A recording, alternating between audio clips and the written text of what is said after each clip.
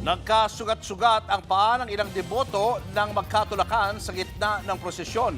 Meron pa ngang 20 anyos na babaeng muntik nang ma-stroke. Nasa frontline ng balitang yan si Dave Abuel. Nagkatulakan ang mga deboto at ihos nang umusad ang andas ng Poong Jesus Nazareno sa Quirino Grandstand. Sumalubong ang maraming deboto sa Katigbak Drive.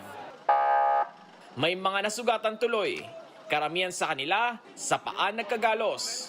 Dinala sila sa command center ng Red Cross sa Kartilya ng Katipunan para gamutin. Kabilang nga riyan ang debotong ito na kailangang magpaturok ng anti-tetano. Parang alambre sa may wifi.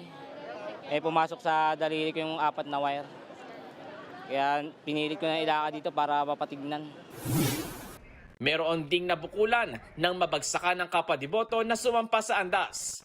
Kailangan siyang dalhin sa ospital dahil bigla na lang siyang nahilo at nagsuka. May ilan ding isinugod sa command center sakay ng stretcher. Ang 20 anyos na babaeng ito, hinimatay ng makipagsiksikan at mahirapang makahinga.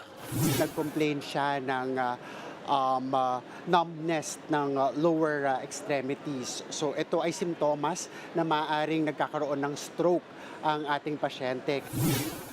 Samantala, sa takot na maipit sa dagsa ng tao, may ilang deboto na matyaga na nagantay sa andas sa daraan ng ruta.